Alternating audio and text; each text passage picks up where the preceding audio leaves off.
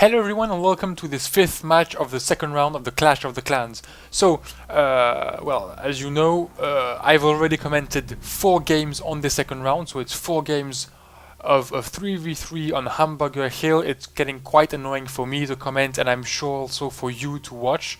So, the third round has already started, 1 match has been played, so I think it's going to be better if I pass quickly onto the third round to change a bit maps and teams so that we can have a more entertaining commentary. So I'll pass on quite quickly on the 4 last matches. I told you I'll do them all, so I will do them all, but I'll just comment them quite quickly at a times 7 speed, for the simple reason that it's getting quite boring, and the thing we see in the game, well, is quite the same as we've seen earlier. Same maps, more or less the same strategies. It's a 3-way deployment, a bit more on the right for this game, but it's more or less the same thing. So we've got a 3-way deployment with a bit more units on NATO side attacking from the right, but it's more or less the same thing. We've got a few helicopters coming in, commander coming onto Echo but shelled by the Smush and some artillery units. We've got a helicopter commander on Bravo taking control of that. Same over there, we've got a commander already onto Hotel. And on the right side, we've got a small NATO advantage, taking control of Kilo, and nothing on the PACT side. We've got NATO troops totally wiped out on Echo, but the commander is still controlling the sector, and a nice PACT advantage in the forest, but a little counter-attack here takes by the forest for the NATO players. Once more, the Smush shoots into the forest, and we have the Chasseurs that are taking a lot of hits, but the commander is still controlling. Nice balance in terms of points here, nice balance in terms of map control also. We've got only a small advantage for NATO here, but they have lost Echo, and Foxtrot is going to be controlled by the PACT players over here. So little PACT advantage in terms of income right now, but it's not that much. Yeah, only 4 points more. Well, depends, sometimes they control Echo, sometimes they don't. Small motor key advance here with Zalos coming in right after, and of course the artillery and Smash always shooting at the forest. Lima still controlled by the NATO players, even if PACT is trying to push into the sector. On the right side, NATO players have controlled Mike, so I think we've got, if Echo is controlled, we've got a perfect balance. Here we go, we've got a perfect balance on the game. Spectre surrenders, that's a really a bad thing for PACT players. I think he disconnected. One of the few annoying things in Wargame, the disconnections that occur quite frequently.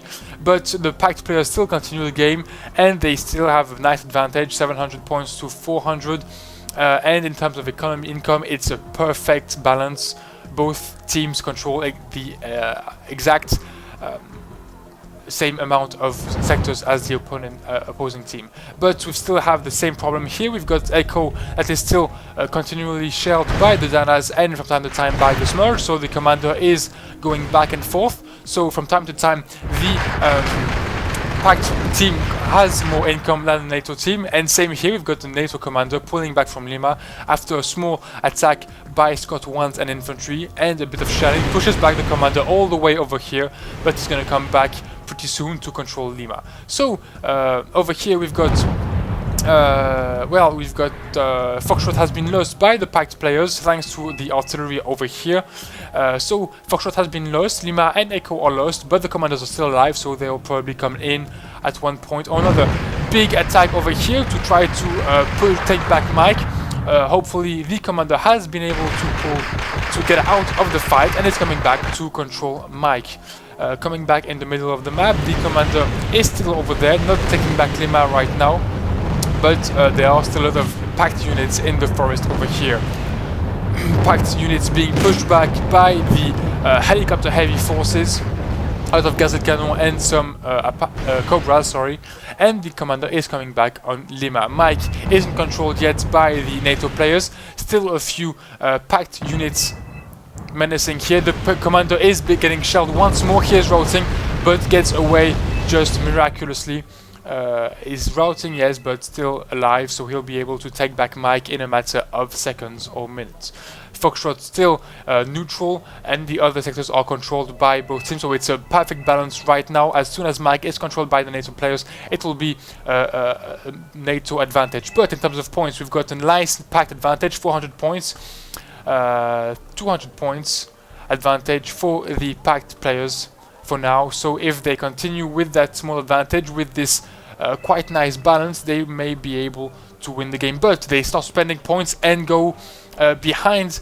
Well, no, not yet. They still are in front. They spend points, but NATO players also, they are in front. Only 1,000 points to go, 3,000 to 2,800. But there, they are spending points and going behind the NATO players in terms of money gathered, points gathered. So it's 2,700 versus 3,400 points separating the two teams.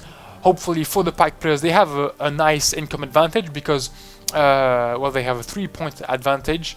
NATO has Mike, PACT hasn't got Foxtrot, but NATO has lost Echo and Lima, so it's a 3-point advantage for the PACT players, but they have spent quite a lot of points.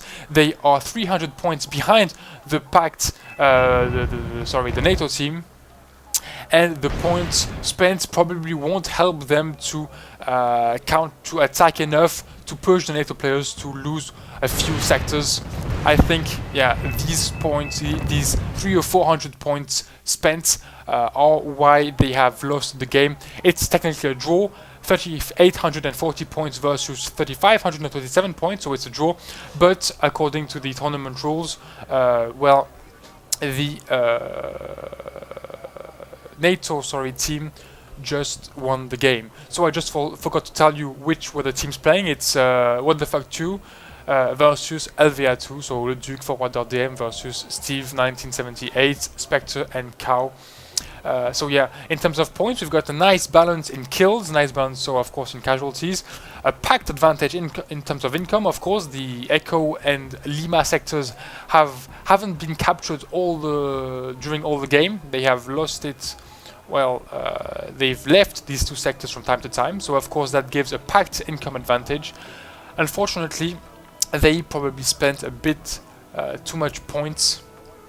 That of course didn't allow them to win, especially the 300 points at the end of the game. They could have kept them, and they could have won the game. Actually, it was a very balanced game, and well, their small mistake of spending 300 points at the end cost them the victory.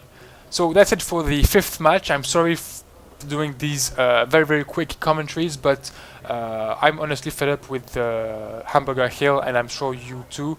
So I'm doing them quite quickly, hoping to get onto round 3 quite quickly, and a new map, and hopefully new strategies. Thanks for watching. I hope you liked it, and if you're against this quick replay commentary, please tell me in the comments. Thanks for watching. See you next time.